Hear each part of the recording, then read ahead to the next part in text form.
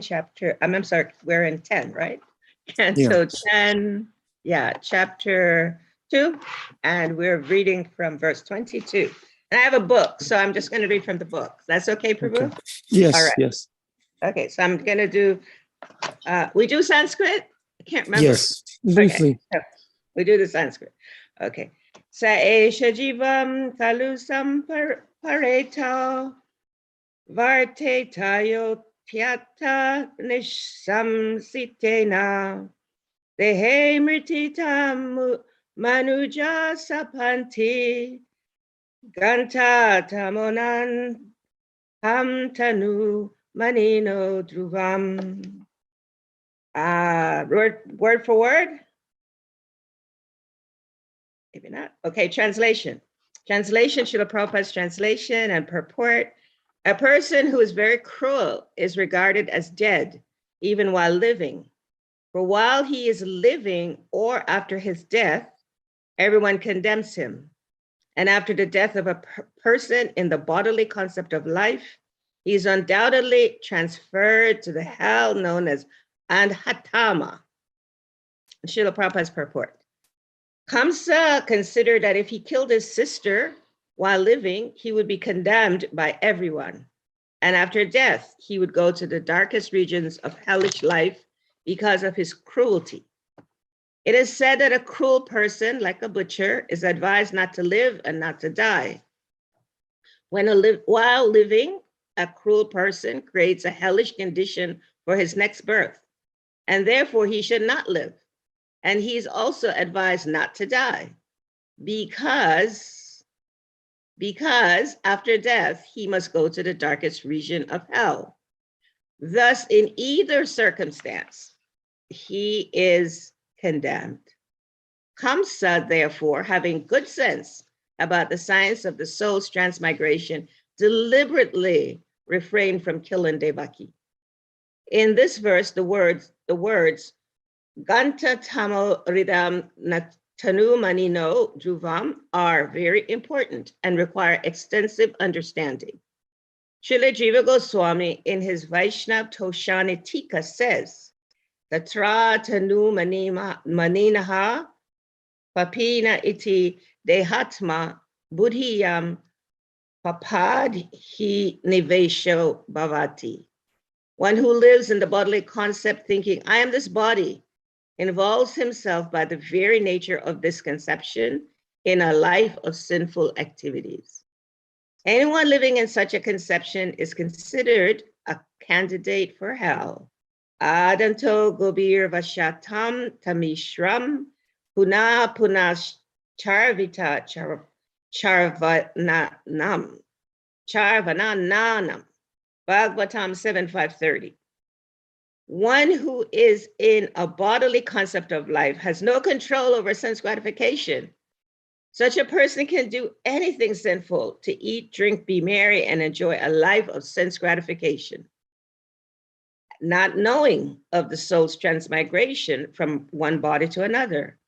Such a person does whatever he likes, whatever he imagines, and therefore, being subject to the law of nature, he suffers miserably again and again in different material bodies. Yavat kriyas tavad idam manovai karmat makam yena sarira bandaha. That's from Bhagavatam 5:5:5. In the bodily concept of life, a person is karmanubandha, or conditioned by karma. And as long as the mind is absorbed in karma, one must accept a material body. Sarira bandha, bondage to the material body, is a source of misery. Kleshada. Nasadu manye yata atpanayam, asham api kleshada asha deha. Hey, although the body is temporary, it always gives one trouble in many ways. But human civilization is now unfortunately based on tanu mani, the bodily concept of life, by which one thinks, I belong to this nation, I belong to this group, I belong to that group, and so on. Each of us has his own ideas, and we are becoming increasingly involved in individually, socially, communally, and nationally in the complexities of kamanubandha, sinful activities. For the maintenance of the body, men are killing so many other bodies and becoming implicated in karmanubandha. Therefore, Srila Goswami says that the Tanu Mani, those in the bodily concept of life, are papi, sinful persons. For such sinful persons, the ultimate destination is the darkest region of hell, of hellish life, Gata Taman Anandham. In particular, a person who wants to maintain his body by killing animals is most sinful and cannot understand the value of spiritual life. In the Bhagavad Gita 16:19, the Lord says, Tanaham Dvishata Kuran Samsareshu Naradhamam Shipa Kishpani Ajasram Ashruvam Asurish Wa eva yoneshu ashurim yonim apana mudha jnanani jamani mam apratyaiva kunteya tato yan and hamam gatim. Those who are envious and mischievous, who are the lowest among men, are cast by me into the ocean of material existence, into various demoniac species of life. Attaining repeated birth among the species of demoniac life, such person can never approach me. Gradually, they sink down to the most abominable type of existence. A human being is meant to understand the value of human life, which is a boon obtained after many, many births. Therefore, one must free oneself from Tanumani, the bodily concept of life, and realize the Supreme Personality of Godhead. That was a mouthful. Oh my God, Hatimirandasya, Gana Shalakaya, Jakshuro Militam Yena, Tasmai Shri Gurve Namaha, Shri Chaitanya Mano Vishtam, Stapitam Yena Bhutale, Swayam Rupa Kadamayam Darati Swapadantam. Nama Om Vishnu Padaya Krishna Prasthaya Bhutale, Shrimati Bhakti Vedanta Swami Tinamane. Namaste Saraswati Devi, Gauravani Pacharine. Nirvishesha Sunyavadi Pasatyade Jatarine. Namo Om Vishnu Padaya Krishna Prasthaya Bhutale, Shrimati Bhakti Tirtha Swami Tinamane. Namaste Krishna Padaya Prabhupada Shitatmane. Shri Gaura Karuna Shakti Bhakti Tirtha Tinamane. Jai Shri Krishna Chaitanya Prabhu Nityananda. Shri Advaita Gadadhar Shri Vasadi Gaura Bhakta Vrinda. Hare Krishna, Krishna Krishna, Hare Hare. Hare Rama, Rama Rama, Hare Hare. Panchakalpa Turubhyascha, Kripa Sindhubhya Evacha, Patitanam Pavanebhyo, Vaishnavebhyo, Namo Namaha. Hari Hari Bol. So I'm going to read the translation again before Ekavira take it over. A person who is very cruel is regarded as dead even while living. But while he's living or after his birth, everyone condemns him. And after the death of a person in the bodily concept of life, he's undoubtedly transferred to the hell known as Antatama. Hari Hari Bol. Hari Bol, dear devotees. So Ekavira will start sharing with us. Thank you again for coming. Henry Prabhu is here. Hare Krishna, Henry Prabhu. Krishna's family gathering together. Hari Bol. Okay, so in this particular verse, Kamsa, he's really acting up. Srila Prabhupada is actually pointing out in this particular purport in the very beginning, where I guess one point is the cruelty exemplified by Kamsa. And Kamsa is exemplifying this cruelty because he's so fearful of Krishna taking birth, who is prophesied to actually kill him. Srila Prabhupada also explains in the verse that Kamsa is quite jealous. It doesn't say envious, jealous of Krishna. And so in one particular situation, Srila Prabhupada in the 60s, he was giving a lecture with the devotees. And as he was speaking, there was a group of motorcyclists, and they rode up on outside of the area in which Srila Prabhupada was speaking to devotees, and then they started revving their motorcycle, boom, boom, boom, boom, while the class was going on. Srila Prabhupada didn't say anything, neither did the devotees, and eventually they left, and they kept coming back. And at one point, one of the devotees asked Srila Prabhupada, said, Srila Prabhupada, should I go out there and just tell them to stop? And Srila Prabhupada turned to him and he said, you should know the nature of cruel people. He said, the more you actually tell them not to do something, the more that they want to do it. And so they didn't tell him, just tolerate. And so they tolerated, and then the persons came back, vroom, vroom, revving their engines. Eventually they stopped and they didn't come back again. And Srila Prabhupada said, that's just the nature of those who are cruel. Said, and unfortunately they'll take birth in their next life as flies, and they'll flap their wings, vroom, vroom, and try to bother us also. And so this is the nature of persons that are cruel. They're not happy, and they hate to see other persons that are happy because of their actual suffering internal. I remember one time I was working with a corporation. I don't know if I told this story before, but I was in the office, and there was a director of one of the departments, and he was quite morose most of the time. He had a high position also.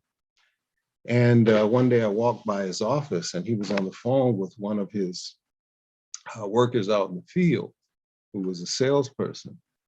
And he was speaking to the person, and they were arguing back and forth. You could hear him. It was almost like he's barking. And at a certain point, he just slammed down the phone, slam. And then he started laughing, and you could see him, he was bouncing in the seat. He said, made my day, ruined his. And I couldn't believe it. I was shocked. I said, oh my God, this is who I'm working with. And it's one of our directors. And so we understood that this person was being cruel, but he was not happy. And so therefore, as Srila Prabhupada said, when people are cruel, they don't like to see other people. And so in the purport, Srila Prabhupada elaborates on another story. That's a story of a cruel person like the butcher, who was advised to not live and not die, because in this particular lifetime, the butcher is living such a cruel life and suffering in that particular position. And he will also suffer in the next life because of their ignorance. And other aspects of the story, and you have the prince, the sage approaches the prince with his disciple and asks the prince, they see the prince greets the sage, and the prince wants a benediction, and the sage says, you should live forever. And the disciple inquires, why did you give such a benediction? He said, because they are actually enjoying in that particular position as a prince, but then they're engaged in different activities that will cause suffering in the future. Namely, they're hunters, and they engage in this killing of animals for sport. And so they will actually suffer for that in the future. And of course, then there is of course, he talks about the butcher. And then there's the brahmachari. The brahmachari approaches that brahmachari, he gives the brahmachari a benediction. He said, you should die now. And the disciple asked, why do you give that benediction? Because they're engaged in such pious activities and control of their senses, that their future is quite bright. At the same time, you never know, if they remain in this body, what obstacles they'll face and cause difficulties in their progress. So they should die now. And then, of course, the devotee approaches the temple, and the devotees is praying, and almost even is so meditative on the lotus feet of the Lord, and then also offers obeisances to the sage. And the sage said, you should live or die. It doesn't matter. And that is the nature of the devotee. Because of the meditation upon the Supreme Lord in the particular body, engaged in the service for the pleasure of the Lord. And their future will be in a continuation of that. There was a devotee here in Gitanagar. Her name was Mother Kalini. And Mother Kalini, she was such a wonderful devotee. She served for many years, served for over 30 years here in Gitanagar. And she served in San Francisco with Jayananda Prabhu and so many wonderful devotees in the very beginning of Krishna consciousness. And so one day she was serving every day, and one day Tamal Krishna Maharaj, Tamal Krishna Maharaj visited. And so during the early hours, they came to Mangalarti, and Mother Kalini was there during Mangalarti, 4:15 at that point in time. And then after Mangalarti, she went and she dressed Lord Jagannath. And then His Holiness Tamal Krishna Maharaj left the temple room and went off the farm. And when he went off the farm, he saw Mother Kalini down at the barn, moving the cows into the barn to milk the cows. And after he came back, he went through the kitchen and he saw Mother Kalini, and she was cooking for Radha Damodar while the class was going on. And he just shook his head. He said, live or die. She's engaged in the same activities now that she'll be engaged in after she leaves the body. And so this is the nature of the devotee, one who has been blessed by parampara, by the knowledge and engaging in the devotional service of the Lord, live or die. And so unfortunately, there is another person who is unaware of the Atma Tattva, the position of the actual living entity. And so therefore, Kamsa exemplifies this type of person. And Kamsa, he's actually speaking at this point in time, and it's fortunate that has some understanding. And he's not only has some understanding, he's quite adept at the scriptures. However, he applies it based upon his own particular desires. But then he considers that there is a line that he draws, the line that he draws. And this line is that, I can't kill my sister, and I can't kill a pregnant woman. At the same time, he'll kill babies coming out of the womb.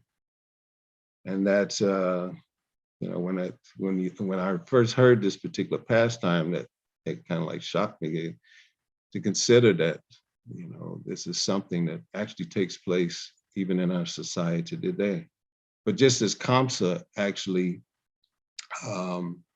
exemplifying a person that is absent of Atma Tattva and meditating upon the object of the senses, acting upon, and this will be something that Vraja Lila will elaborate on, the bodily concept of life. Therefore, this particular cruelty manifests in their activities. And so just as we talked about Mother Kalini and the story of the devotee, live or die, our activities are kind of like give an indication of our activities today, give an indication of our future. And so how we interact with each other is how we'll be treated in the future. And yeah, okay. Yeah. No, go ahead, please. Yeah. And so Kamsa, he had this philosophical understanding, but he had two primary or main defects. And I don't know if we should. Well, because Prabhupada is speaking so much in this purport about the bodily concept of life. And he elaborates on this. He tells us what Jiva Goswami says. He gives us like fifth canto, what Rashab Dev, how he teaches his son. He tells us what Prahlad Maharaj says about the bodily concept of life. He really is honing in with us in this purport, using Kamsa as his, example for us, which is so sweet because, I mean, it's sweet in that, for me, I think it's sweet because I get a chance to look at what's a devotee and what's and someone that's not a devotee. Is clear distinctions in those that might be aspiring to be devotees and those persons that are not devotees, those persons that are very, that are materialistic, that have no knowledge about being a devotee. So here Prabhupada is showing us, like there is a difference, there's a distinction. And even though we might think that, I don't think I'm a devotee, I think I'm like trying to be a devotee. However, when I hear about in purports like this about those persons that are not aspiring to be devotees, that have no knowledge, I'm like, thank you, Krishna. Thank you, Srila Prabhupada. At least I'm somehow on this boat, Bhagavad Gita says, at least we're on the boat. So one of the points that Prabhupada makes in his purport, which is so wonderful about this bodily concept of life, is what Prahlad Maharaj has explained to us. And Prahlad Maharaj says, because of their uncontrolled senses, persons too addicted to materialistic life makes progress towards hellish conditions and repeatedly chew that which has already been chewed. Prabhupada says this so many times, chew the chew and the chew, chew and the chewed. And so we hear from Prahlad Maharaj about this, how people that are engaged in materialistic life. So Kamsa, we've been talking about the story of Kamsa, actually of Krishna. It's not really of Kamsa. Kamsa is just a player in this whole wonderful drama, this pastime of the Lord. However, we hear that he was like a king. He was, he's materialistic in terms of he had a lot of power, lots of power in that Bhoja dynasty that he lived in. And he wanted to keep that power. And so this power, one thing I could understand about power is it comes together with wanting fame, adoration and distinction. And so that's what Kamsa, he was this product of adoration and distinction and wanting to keep his fame and having these persons that were guiding him that were really not the best people to guide him. So in thinking about that, is his association was not healthy in terms of his ministers. And so this person, he had his own stuff going on inside about wanting this fame and wanting this, ability to control everything. And at the same time, he had some consciousness, as Ekavira Prabhu said. He was aware of reincarnation. He was aware that he didn't want to kill his sister because he knew that he would go to a hellish planet. He knew he would take a hellish life. And so most practitioners of bhakti, we have some knowledge about this. We understand that, we understand reincarnation. We've heard it over and over and over again. Whatever we do, as Ekavira Prabhu said, we will get reactions for those things. And that there is another life. There's another life. There's a previous life and there's this life. And so we know that Kamsa had a previous life where he was a demon and he was killed by Lord Vishnu. And now in this life again, he's going to let himself be, killed by the Lord eventually. So this is the mood of materialistic people. And this reminds me, materialistic people, and this is Kamsa's example. This is Prahlad Maharaj also explaining to us, chewing the chewed. We chew the chewed, we chew the chewed. Of course, not for devotees, not for aspiring devotees, because we're chewing the chewed or trying to hear and chant, right? That's a different kind of chewing the chewed. And then maybe we don't even want to describe it as chewing the chew, that it's kind of like we are really trying to aspire to chant, call Krishna's holy names, and we're really aspiring to serve Krishna's devotees. We're really aspiring to hear from the scriptures, as so many of you are here today. So that's the aspiration of a devotee, because we're trying to develop love for the Lord. We want to be in love with the Lord. And so we're doing these things because that's what we want, because that's who we really are. We are in love with the Lord. We forgot, right? And some people stay in forgetfulness. Like Kamsa, that life that Kamsa had, he was in forgetfulness. So my teacher, his name is Bhakti Maharaj. He wrote this prayer when he was getting ready to leave his body, when he was leaving this planet.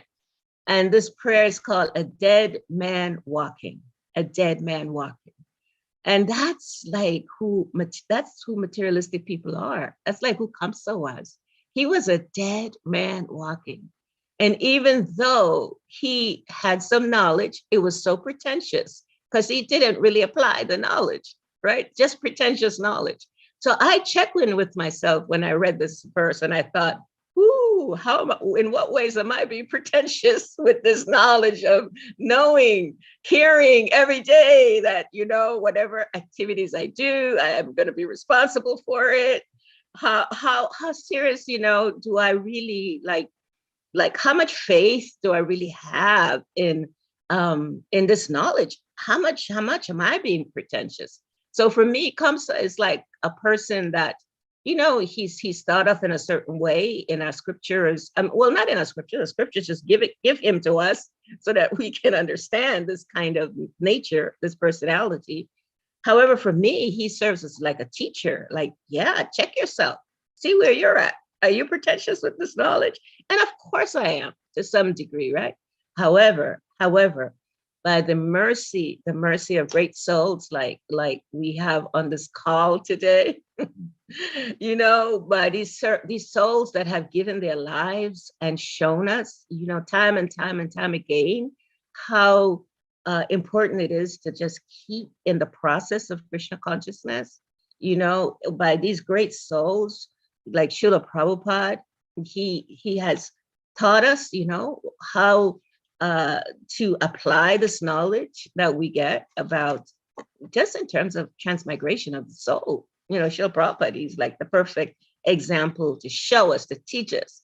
And so we have this amazing association of these great personalities. And so just by taking that shelter, then we won't be dead people walking, because there's a lot of dead people walking in this world.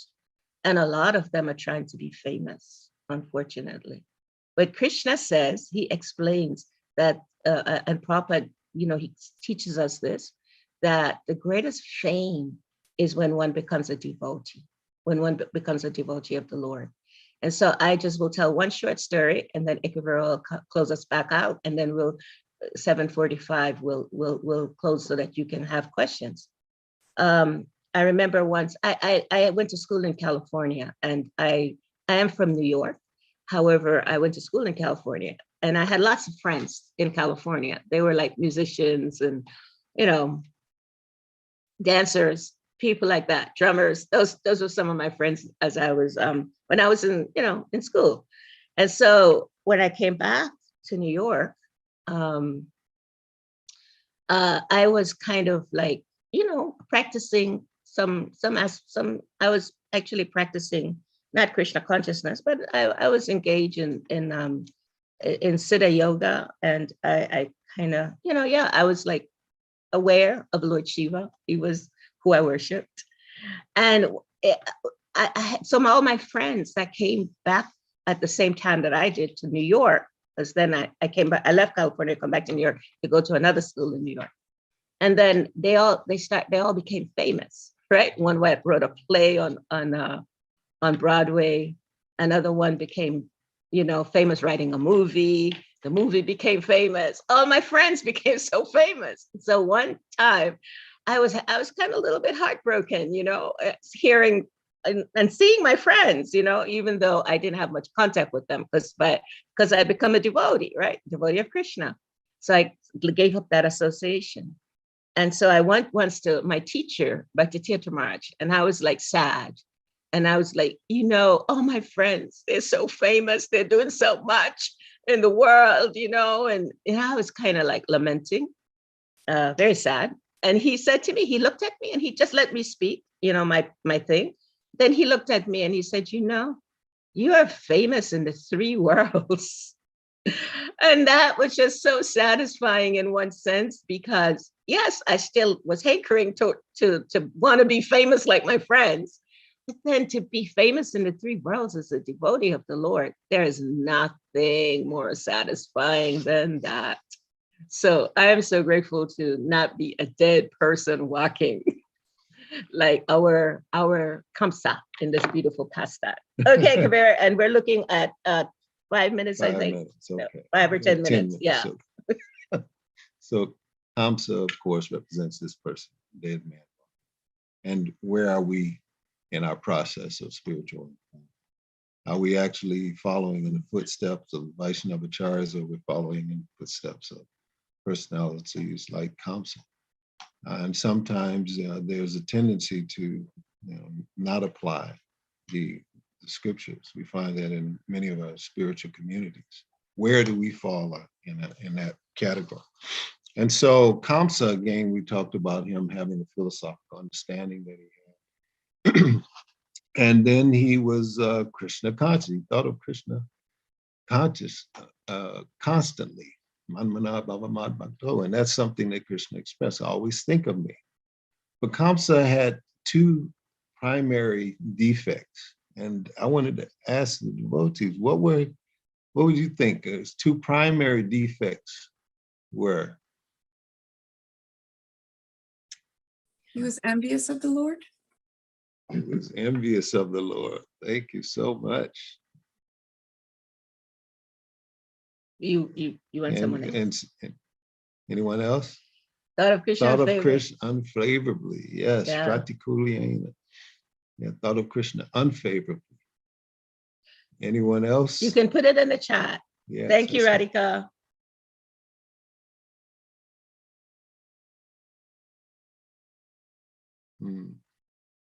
All right. So yes, also in that particular pastime, we mentioned that Kamsa was fearful, and the devotees have shared. He was so envious of the Lord, and that's one of the reasons why we manifest in this particular arena. We have this desire to act upon our senses, and one meditates on the object of the senses, then attachment, and from attachment, lust, and from lust, anger, and then one could fall back into this material pool and manifest the qualities of cruelty like Kamsa. And one of those cruelties that we see is the constant not really appreciating those other living entities. Of course, it's explained in Bhagavad Gita. Krishna explains that every living entity is food for another. And so therefore, when one actually engages in just sustaining the material body, there is this tendency to actually engage in sinful activity. And so therefore, it's extremely important to, of course, offer our foods to Krishna. And otherwise, if we don't offer our food, then one rarely eats sin. And so Kamsa had these two defects. He was Pratikulyena. He thought of Krishna unfavorably. And Srila Prabhupada elaborates in the Bhagavad Gita, when one engages or uses a scriptural injunction in a whimsically way, there's a tendency to only follow, that which they facilitates our own desire to satisfy our senses. And so in the purport of Bhagavad Gita 16:23, Srila Prabhupada elaborates that one should gradually raise himself to the platform of being Krishna conscious and apply devotional service. And so Kamsa, although being aware of the sastra, he did not have this mood of servitorship. He did not have this mood of servitorship. And so therefore, by him not having this mood of servitorship, then he thought of Krishna unfavorably. And so therefore, it's important to utilize everything in which we have actually been given in the service of the Lord. Otherwise, this particular mood of enviousness, this mood of thinking of the Lord unfavorably, because we then tend to think of the Lord as our order supplier, can manifest if we lack this particular service attitude. So anyas bilasitam sunyam jnana harmony anarvatam. So we find that in the Nectar of Devotion, Srila Jiva Goswami expressed what is actually pure devotional service. And that's the engagement of devotional service while thinking of the Lord favorably and being absent of the, jnana, karma, field of activities. And this is, and speculation, this is called pure devotional service. I always appreciate Adi Purush Prabhu when he actually speaks. He says, please bless me, and I pray to Srila Prabhupada that I don't speculate and say something that is not spoken by the Vaishnavacharyas. This is a great example of the devotees, to speak that which is heard by the Vaishnavacharyas. That is the nature of the devotees.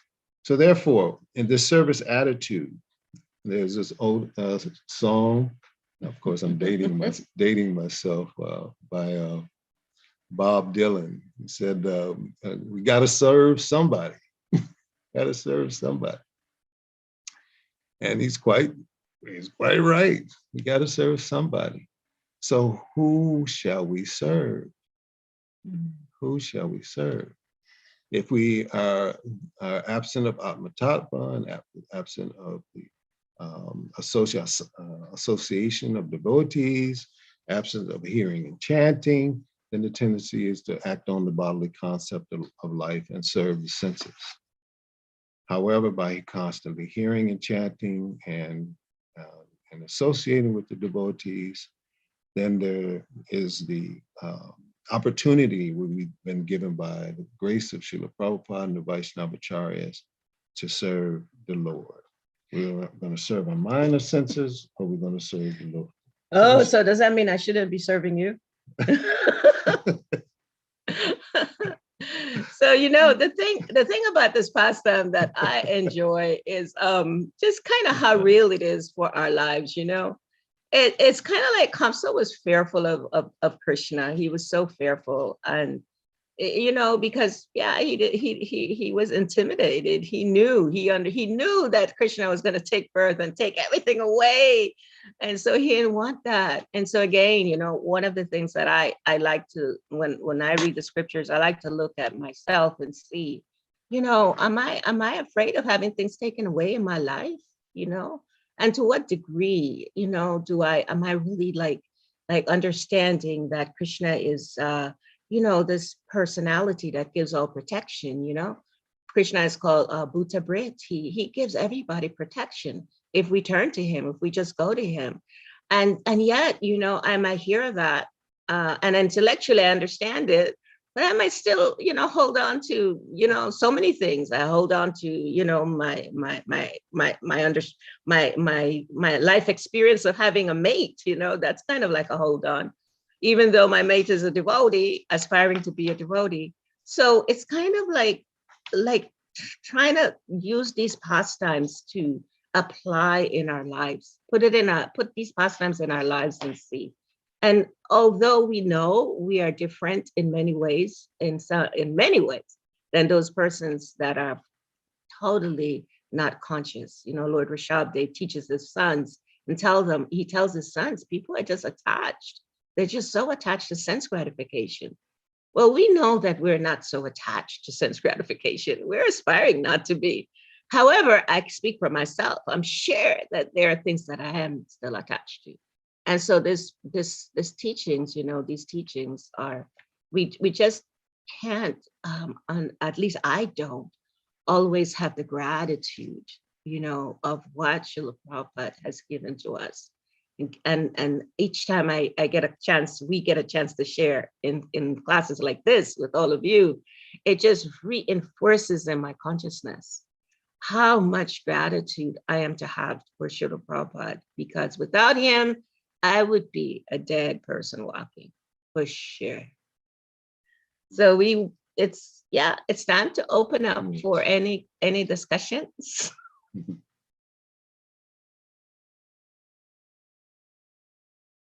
anything you'd like to share? Or we're open for any questions, any corrections?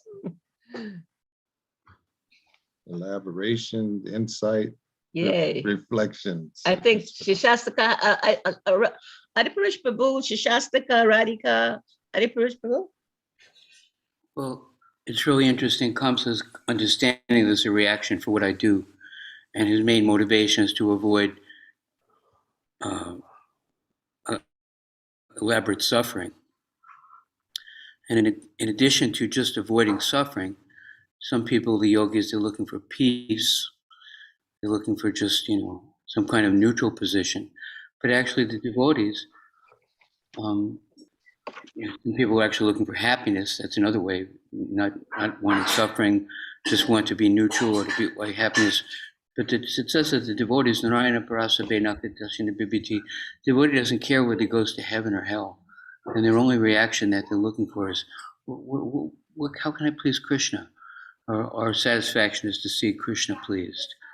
And so Krishna is so wonderful that he gives us the spectrum of responses from intensely selfish activity, even causing suffering to others, to a point where not only are we avoiding our own suffering, but we're indirectly becoming satisfied and happy because we're trying to please the Lord. And there's inappropriate desire, inappropriate endeavor, and then there's the endeavor in devotional service to Krishna. We're reading that there is a distinction between religious activities, which are directed toward our own satisfaction, and religious activities that are devotional service to Krishna. So as devotees, we want to avoid getting stuck on that lower level. Even if we understand there's a reaction, we're not just looking for personal elevation. We're actually looking to please the Lord. And we don't care. You get to the point where you really don't care. An elevated devotee doesn't care. They're about their own happiness or suffering. As long as what they do pleases Krishna, the gopis are ready to go to hell. If you take the dust from our feet, we'll go to hell. Okay, we'll go to hell if that dust will appease Krishna's headache. And kind of interesting that we have those choices. How wonderful is Krishna that he's showing us that menu. Thank you so much. Thank you. Adipurush Prabhu, when you shared, I was thinking about this pastime in the first canto with Yudhishthira Maharaj and Narada Muni coming to him. And after the war, Yudhishthira Maharaj, he was lamenting about his family members, he wondered what had happened to Gandhari, what had happened to Vidura, what had happened, because he couldn't find anyone.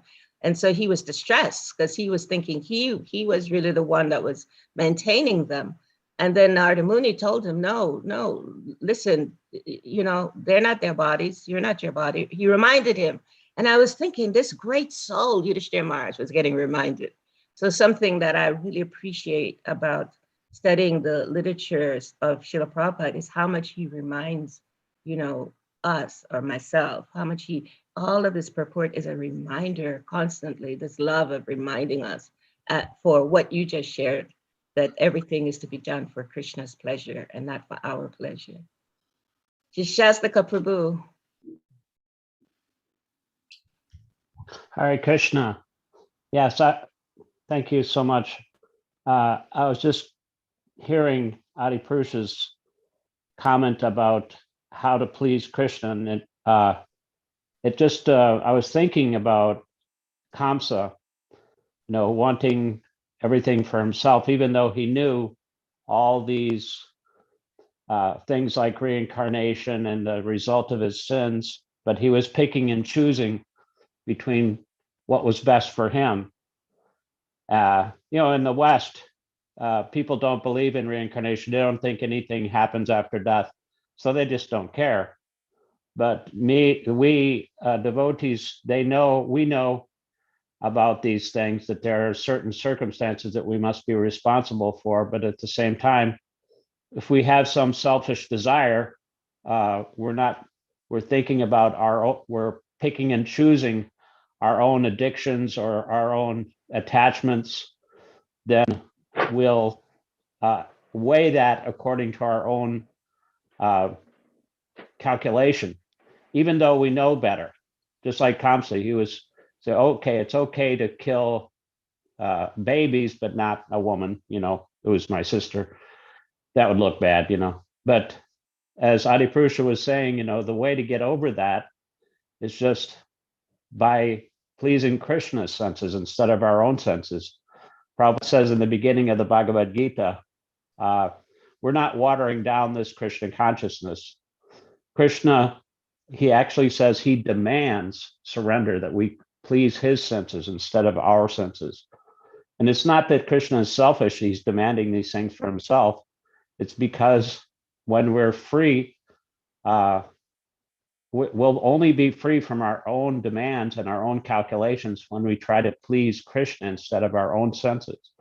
I think that's the bottom line. And he says, because we're not watering this Krishna consciousness down in that way, we're presenting Bhagavad Gita as it is, when we want to please Krishna, the spiritual master. Therefore, this Krishna consciousness movement is successful, because otherwise, you know, you can't be half baked about it. You know, you can have to go, you know, if you're really following in the footsteps of great souls that are completely dedicated to Guru and Krishna, then ultimately you'll give up whatever attachments you have and will follow in the footsteps of the gopis, who are totally 100% simply trying to please Krishna, nothing for themselves. And that way, it doesn't matter what happens to us. We'll just want to please Krishna. That's it. Thank you. Yes, thank you so much, Shastika Prabhu. And Bhaktivinoda Thakur, he says in one of his prayers that living in the world for Krishna's pleasure, this is my desire. So this is our desire, to ultimately live in the world for Krishna's pleasure.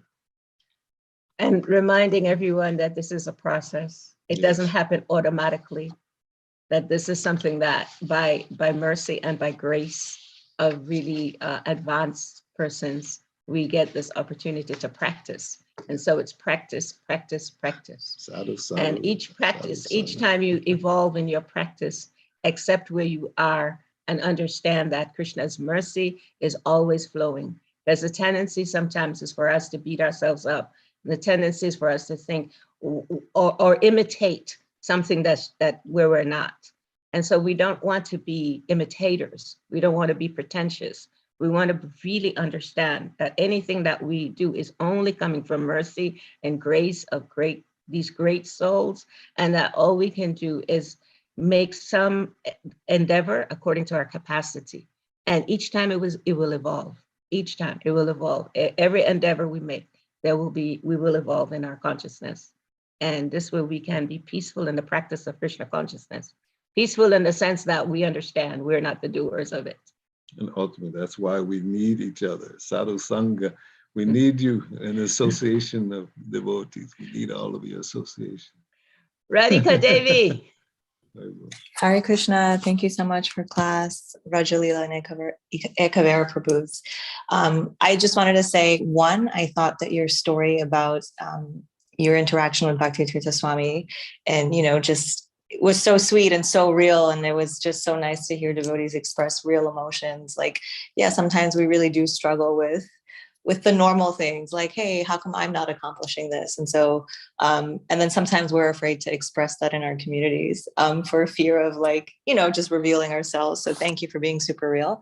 I had a question, this verse really speaks about, and, you got the two of you spoke about also, this notion of or this principle, this idea that we don't live our lives for sense gratification in a way that it would be harmful to others. And so especially in this purport, there's such heavy statements, for such simple persons, the ultimate destination is the darkest region of hellish life.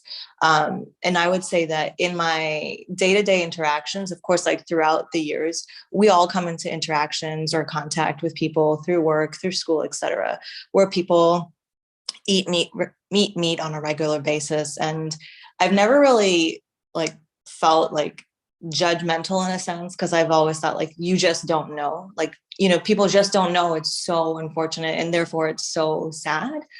But recently I've come across somebody whose like diet is really hardcore, just eating meat. And it's strictly because like they believe it's the best possible thing for them. And I find in my heart that when I interact with this person, I'm really harsh internally. Like I can no longer have that like compassion. Like I feel so bad for you. You just don't know. And like you believe something so strongly, and it's unfortunately the wrong thing.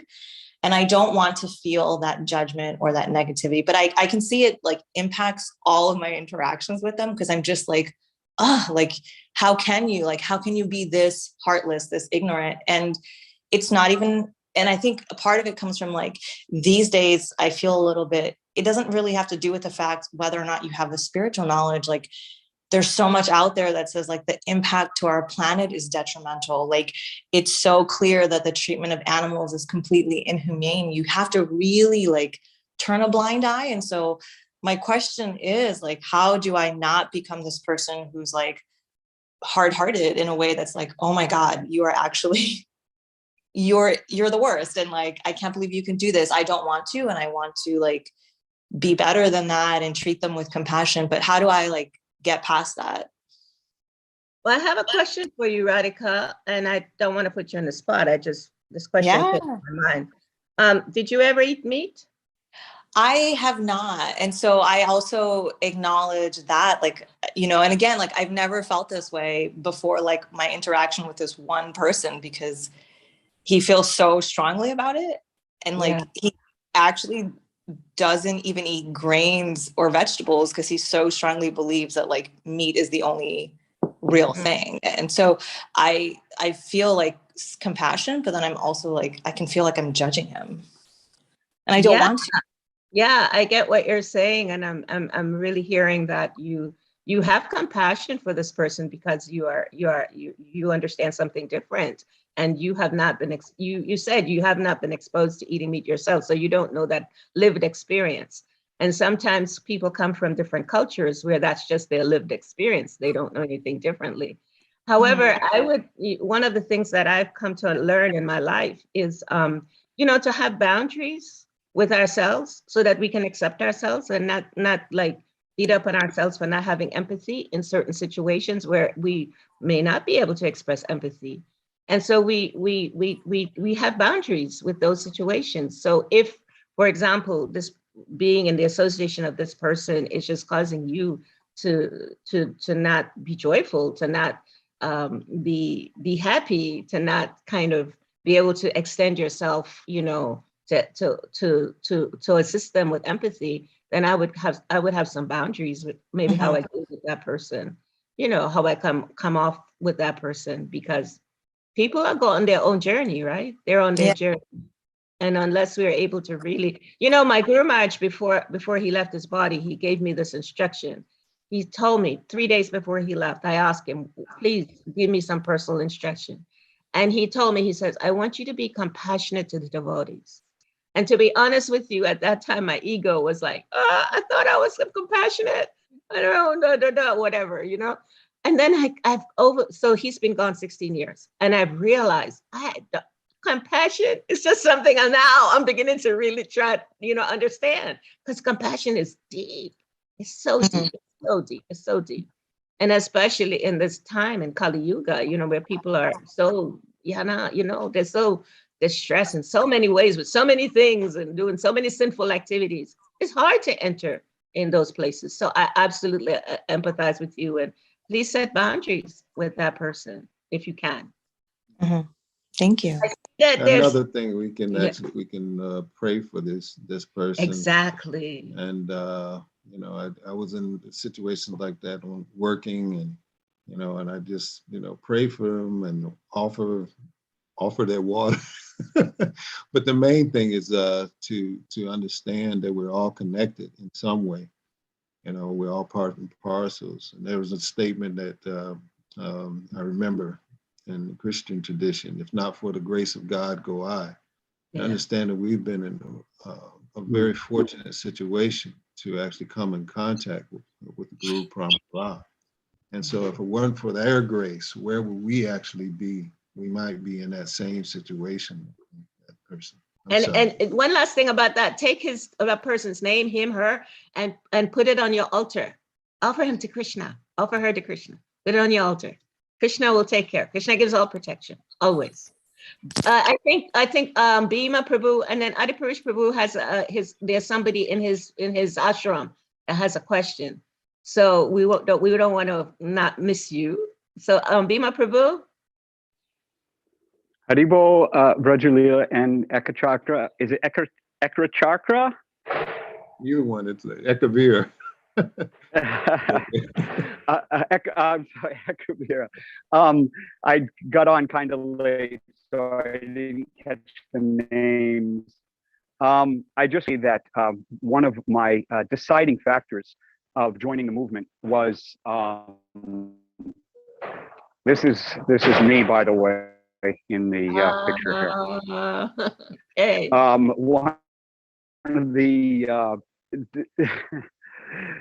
One of the deciding factors of myself joining the movement was me who was visiting New Vrindavan. He had just taken sannyas. It was actually, I was there as a bhakta.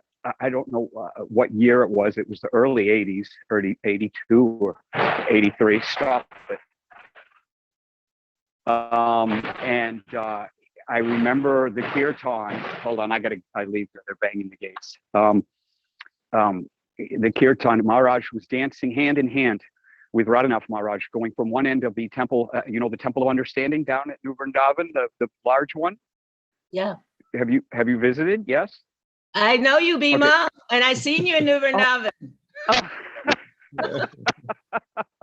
Hare Krishna, Hare Krishna.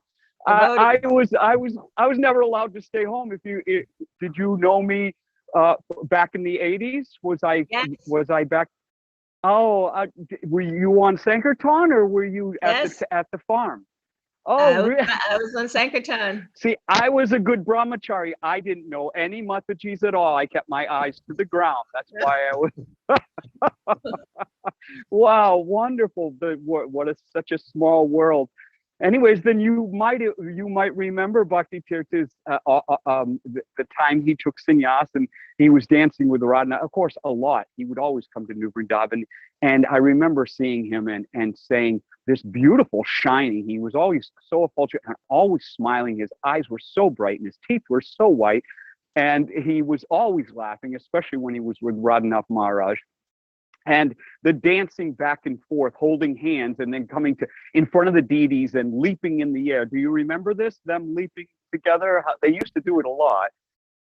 And I remember saying to myself, if Radhanath Maharaj and Bhakti Tirtha Maharaj is the example that I have before me of what it is to be a devotee, then this is what I want to be. And I just wanted to say that because almost every Bhakti Tirtha Maharaj disciple I've ever met is super cool and super loving as Bhakti Tirtha Maharaj was.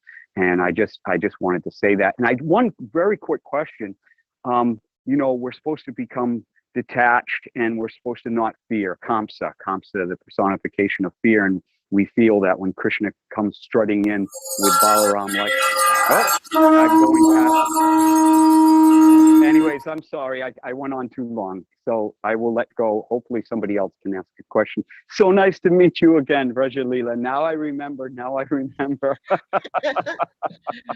It's so wonderful to be in Krishna's family. We never can be lost from each other.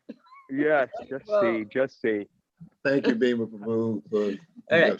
Rajri Hari Prabhu, I learned that you're the coordinator here. So do we stop now or can we take one more question? We can take one more. Okay, you're still here with us. Okay, great. Yeah, I remember I'm you here. I was mentioned Rajri just Hari doing Prabhu's some name. cleaning doing. I couldn't show you what I was doing. I'm sorry. So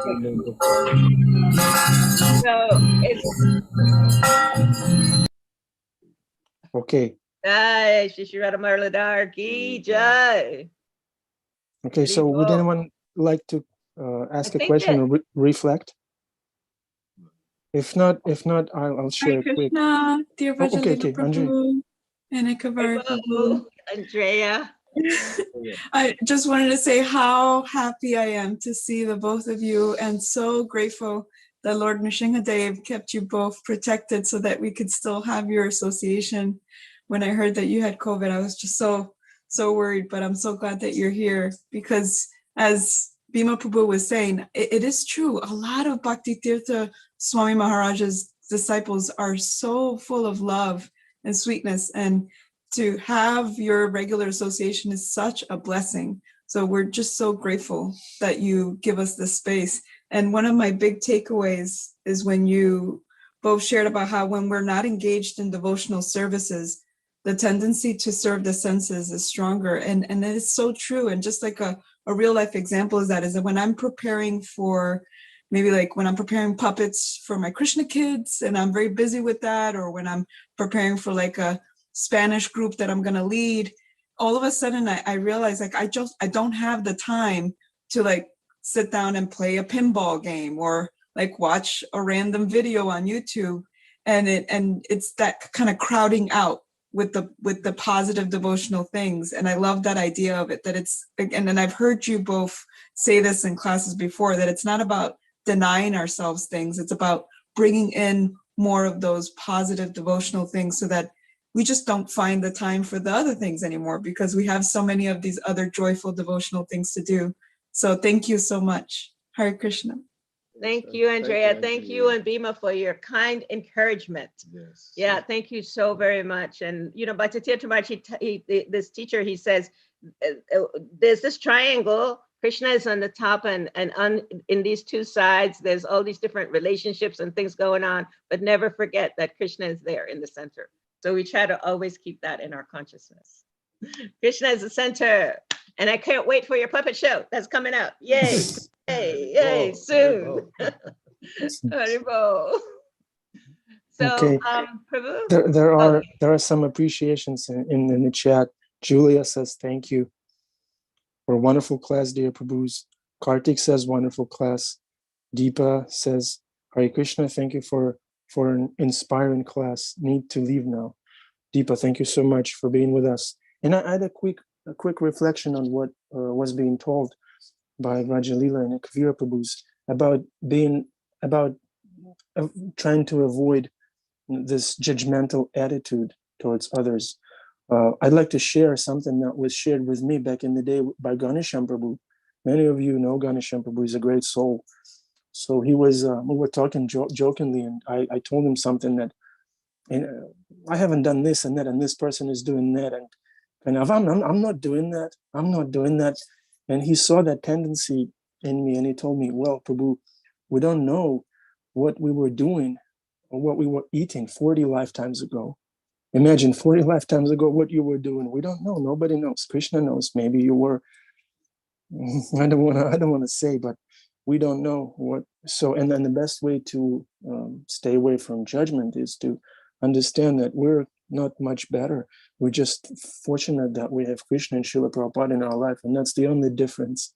Although materially speaking, we're not so much more elevated. If we zoom way up, way out, and consider not just this one lifetime, but this whole karma baggage that we all have.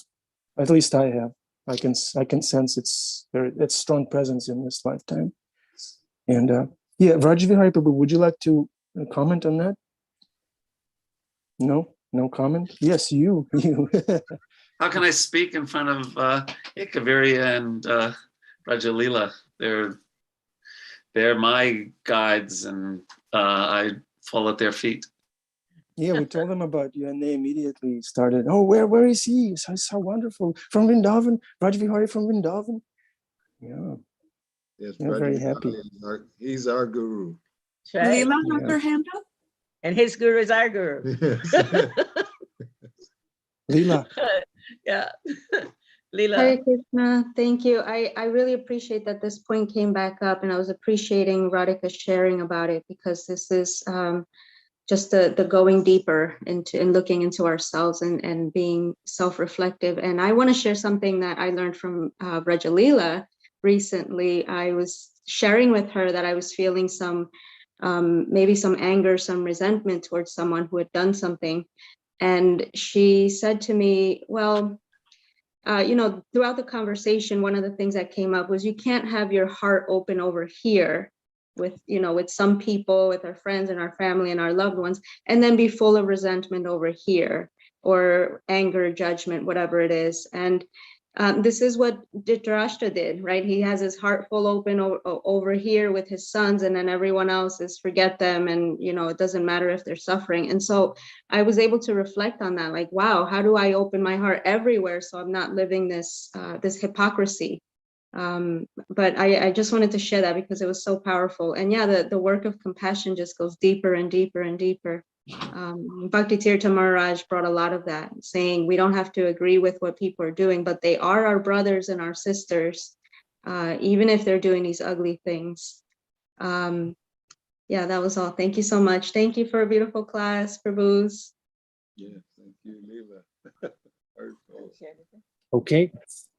Vraja Lila Prabhu ki jai, Ekavira Prabhu ki jai, Srimad Bhagavatam ki jai. Have a wonderful day, everybody. Open your heart everywhere you go. Thank you. We love you guys. Hari Hari.